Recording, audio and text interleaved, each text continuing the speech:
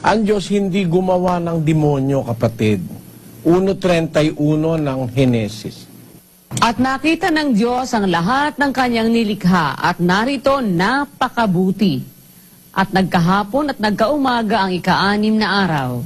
Nang matapos nang gumawa ang Diyos ng lahat ng kanyang ginawa, sabi, ang kanyang ginawa napakabuti. Alam natin na ang demonyo masama. Pero bakit may demonyo, hindi naman ginawa ng Diyos? Kasi yung naging demonyo, yun ay dating isang anghel. Dating anghel, pero nagsumama siya dahil nagkaroon siya ng ambisyon sa puso na makikipantay siya sa Diyos. Basahin natin ang 14:12 ng Isaias. Ano't nahulog ka mula sa langit o tala sa umaga, anak ng umaga? Paanong ikaw ay lumagpak sa lupa? Ikaw na siyang nagpahina sa mga bansa. At sinabi mo sa iyong sarili, ako'y sasampa sa langit. Aking itataas ang aking luklukan sa itaas ng mga bituin ng Diyos. At ako'y uupo sa bundok ng kapisanan, sa mga kaduluduluhang bahagi ng hilagaan.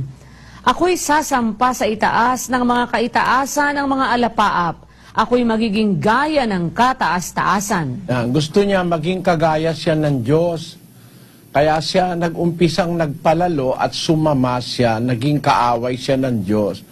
Yun ang kasaysayan, kaya nagkaroon ng demonyo at ng mga demonyo. So sa tanong mo, ginawa ba ng Diyos ang demonyo? Hindi. Para lang tao, tayong tao, ginawa tayo ng Diyos mabuti. Pero kung sumasama ang tao, hindi dahil ang Diyos ang may gusto. Kaya ka sumasama, ikaw ang may gusto na sumama ka. Basahin natin ang Ecclesiastes 7:29. Narito, ito lamang ang aking nasumpungan na ginawang matuwid ng Diyos ang tao, ngunit nagsihanap sila ng maraming katha. Matuwid tayong ginawa ng Diyos, pero may mga tao, humanap sila ng katha. Yun ang nagiging dahilan kung bakit sumasama ang tao, dahil humahanap siya ng mga katha. Hindi yung katotohanan ng kanyang hinahanap.